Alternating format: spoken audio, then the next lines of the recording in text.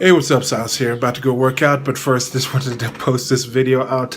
I was watching the kind of reviews of what happened in the NBA playoffs Game 1, Golden State Warriors versus Cleveland Cavaliers. LeBron James had an amazing game. There was a bunch of hiccups and mess-ups by other people on the court and unexpected things happening. The J.R. Smith mistake, the missed call, the changed call with the referees. And I think sports have taught me a lot, and I think they can teach a lot of people a lot. It's a good learning experience. They're going to exist. People are attracted to them. So hey, why not learn from them? So one of the key things in this video I'm going to be talking about is the individuals versus collectives. How a good collective, a good collection of people, a good group is actually made up by really effective individuals. So you see the competition about that. You can be the best that you can about what you do, but if that thing that you do requires other people involved in it, you can be defeated by a group of other people that are not as good as you individually, but together they make a better group.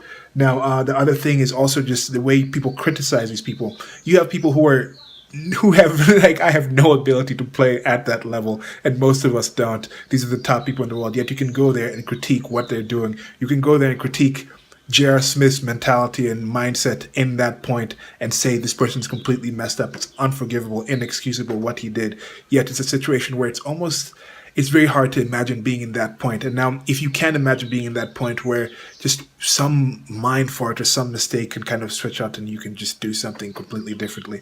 And I think one of the third things is also the rules, how you can have a situation where, yes, you can practice, you can put in time, you can be physically gifted, you can be able, you can be better at anybody else in this thing, but then the world has rules. The world has certain laws, certain guidelines, and certain changes. Other people might make a decision, but you have to work within those rules and laws and guidelines that we have in the world that we live in. And just seeing these two things kind of going in. But yeah, another thing is also the ability to review things. The way you see, like in this game, there's some calls about, recording it and reviewing the sport. That's happened in sports now, and you see that. And people say, how much is this changing the game? How much is this changing what's happening? You're supposed to just go with what you see and what you experience. But even in life in general, that's another thing that we're asking ourselves now. Now that you have the ability to actually record things and actually have, I think, a more accurate or more full or more organic version of what's happening, you can actually see it for yourself and get that history. How much does that change what we do? How much does that change? Or we have an opinion on something and then we go back and we actually have the ability to review the actual information or actual occurrence. How much does that affect how we change what we thought that thing was? But yeah, so a few other topics in this, now just getting into the rant. Hey, what's up, Silas here. Just a quick video about what happened in the NBA playoffs last night. The first game of the NBA playoffs, a rematch again of the Golden State Warriors and the Cavs, the Cleveland Cavaliers, who were the best player in the world, LeBron James, scoring 51 points, just going ridiculous, just having an amazing game, and still ending up with what happened. For those of you who don't know, it's going to be some spoilers, I guess, whatever. Most of you probably have heard it. If you click in this video, you've probably heard what happened. At the end of the game, they were tied. Everyone was thinking that, hey, Cleveland is going to get blown out, but they were tied after a hell of a game by the people playing, and J.R. Smith gets a rebound after somebody missed the free throw. I think it was Jordan Clarkson or something, missed the free throw to go put them ahead by one with about a few seconds left in the game. J.R. Smith gets the rebound, and instead of laying it up or passing it to someone, he runs and dribbles it out to the half court, outside of the three-point line, and LeBron James is just perplexed. He's like, what are you doing? Like, we're down. And then it goes to overtime. So in overtime, they end up losing, but it's just, I think this is why sports is not necessarily just a game. There's a lot of things you can learn from anything, and I've talked about this before. You can just read a book. Any book can just be a book. The Bible itself can just be a book of stories. All these religions that are ran with books, it's just a book. You're just reading things. But you can learn from what's going on in that thing, can teach you about life in different ways. And I think that's how sports is. That's why I think it's a really positive thing that our athletes and celebrities and people like this are actually talking about politics and other issues in life outside of just entertainment, just a game. Because this is a situation where you see the best, somebody who is the best at what they do. I think now it's inarguable. I know Kevin Durant on the Golden State Warriors has some arguments. They have the best shooters. So you can have a situation where you have a game. Best all-around player most definitely is LeBron James. He can do most things on the court. And the amount of work that he's put in. Then now the best shooters are Kevin Durant, Steph Curry, Klay Thompson, and you just see they are in one team. They're put together in that way, and this is the amount of ability and skill that they have. Yet they can still come in and almost lose a game to somebody who is the best player in the world, and then essentially he's just surrounded by still NBA players who are amazing, the top at what they do in the world, but they're still compared to the other NBA. I don't think anyone on the NBA roster, I mean on the Cleveland Cavaliers roster, would crack the top, would start on the on the Golden State roster. So I think number two, Kevin Love. People have been talking about how he may actually be probably like come off the bench, maybe sixth or seventh on the actual bench for the Golden State Warriors. So, but just seeing the situation, how you can have somebody be that good, and you still have a chance of losing because of so many other extraneous circumstances. You can have a situation where you put that much effort and then somebody just makes such a blunder. But then now you think this whole situation I've seen in games a lot where people are saying, okay, this person lost the game. But then if you're tied at the end of the game and you miss by 1 point, if one shot was made, one more shot was made, let's say instead of shooting a 2 point the first shot you took, instead of 2 points, you took a 3 point shot, then it comes to the end there, you're technically ahead by 1 point. So this whole thing in sports has always been a thing for me where I'm wondering, it's like, okay, I get people say, oh, we've lost the game with this last play, but then how many other things throughout the game could have changed that score at the end? How many other things throughout the game could have changed the fact that you're tied at the end? How many things throughout the series? So I think that's one good thing I like about sports, to see how these things come together. And another positive thing I've liked is actually seeing some people talking about the coverage. This is kind of a strange side thing on language and things like that. When people talk about, oh, I'm speechless, and then they go on and give you a lot of words. Finally, people are saying it correctly. They're like, I'm almost speechless, where they're like, okay, I may not have I guess it's different if you have like a speech. You can ramble, you can rant like I'm doing now and not necessarily have a speech. Maybe a speech is different where you can actually sit there and write some kind of story or narrative about the thing that's going on. Then you can say, okay, I'm without the ability to write and present a speech that's cogent to this actual topic, but I can just talk like I'm just talking now.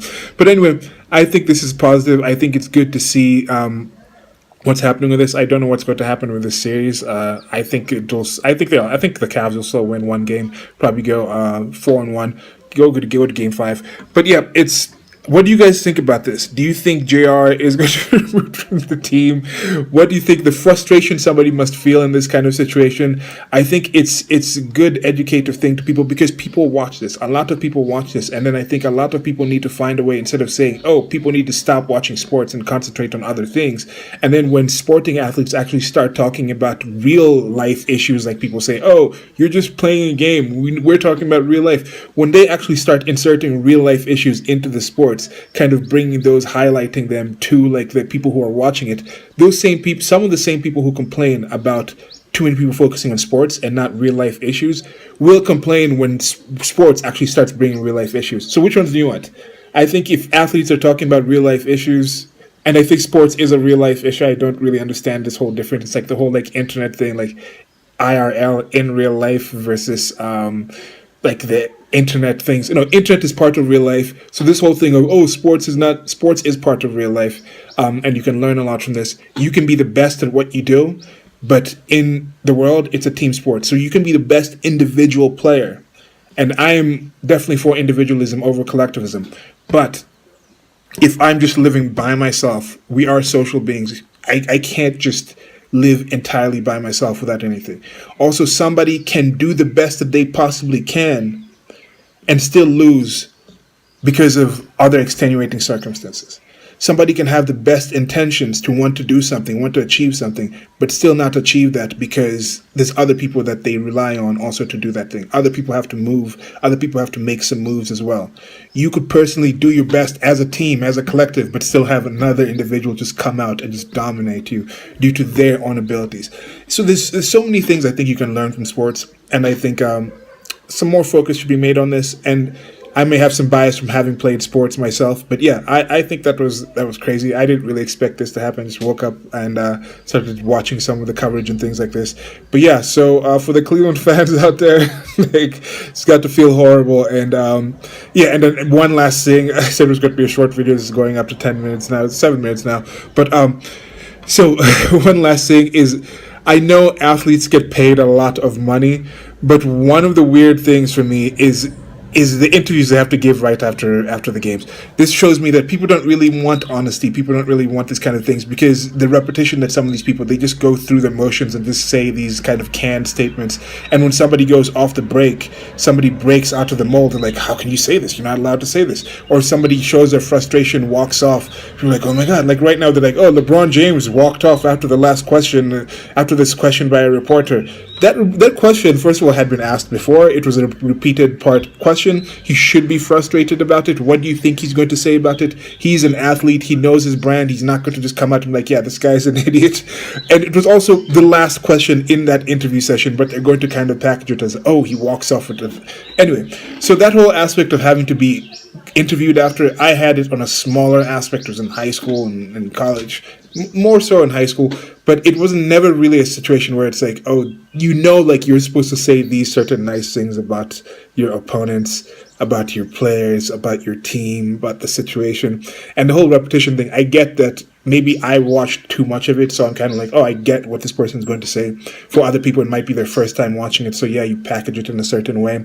But yeah, that's the thing. It's an odd thing. It's just really an odd situation. But yeah, I think you can learn a lot from sports, and I think this match with LeBron James was a good moment for people to learn some things. Let me know what you guys thought about it. If you've actually seen the coverage, if you actually watched the game, and what do you guys think can be learned about the way sports in general are both played and packaged for society. Yeah. Yeah, one last thing. There was this quote I saw that, oh, it took me 10 seconds to draw that, but then it took me 10 years to be able to do it in 10 seconds. And that's another thing that I think people who are in the sports world or the entertainment world, especially when you talk about athletes and commentators, they personally know the value of practice. They know the value of repetition that it takes to get to these people to actually play at that level that we see. Most of us actually know, hey, we can go out and shoot a basketball, but we still know, like, hey, there's no way we're going to be able to actually go out there and play in the NBA and the National Basketball Association. Yet we agree that, hey, it takes amount of effort and physical ability and skill and dedication for these people to achieve what they have at that point. Yet we look at other fields and we look at them and be like, hey, so why is this person messing up? Oh, I know how to do this better than somebody else. So I think that's something that I think we should keep aware with. And it's something that I see with athletes who are criticizing other people in other walks of their life and other things that other people do. When they are in a field where they know how much practice counts, they know how much experience counts. They know how much of all that actually goes into them being capable of what they're doing. Like some of these commentators, the things, their knowledge they have about the varied range of sports, being able to actually speak about these issues, they speak about it and they're like, hey, like I know this. They know because they put in the time, they research this thing, they know the stats, they have the supporting team kind of helping them out with this. Yet then they look at the political issue and then they say, oh, I know better than this person. I know the facts. I know it should be changed. This person should be listened to. Where they don't get that, hey, maybe some people, just like you've put in hours to be good at your sporting abilities or your ability to analyze sports, maybe somebody else has put in hours to know more about politics, about this political issue, or about this other issue that you have in your life. And that's not just my lived experience thing, but yeah, there's an aspect of that that I think people should kind of know about and be aware of, both when you're speaking about sports, when you're speaking about other people, or hearing people speaking about something that you're familiar with. And yeah, I think yeah, that familiar with thing is a key thing. If you have put in a lot of time in something and then you hear a layman speaking about it, you kind of understand that, hey, like I actually kind of know more things about this. But that being said, one last thing, I had this one saying where it's like the back of your head may be on your mind for your whole life, but somebody who's met you for like a minute may know what it looks like more than you do. So I'm not discounting completely the fact that you being out of it can actually have some point of view. But in most cases, most of the things that you've been looking at your whole life, you kind of have a better idea of what that is than other people. So if I'm spending my time looking straight on like this, I am also missing all that's going on the left and right to my vision. I mean, I have peripheral vision to some point, but I'm missing the back of my head. You see, if I'm looking forward my whole life, I'm missing the back of the head, even if the back of the head is with me that whole time. So that's it for this video. Thanks for listening. There's been merch on the screen, different drawings. Some of the things are just things I've drawn, haven't put it up on the store yet. Most of the stuff is actually available on the merchandise store. I'll probably be doing more of these. Try to do like 2 or 3 actually planned videos a week, and then have these shorter videos where I just kind of give a rant on things that I see and might actually expand on in the actual planned videos. But yeah, that's it for now. Like, share, and subscribe. Goodbye.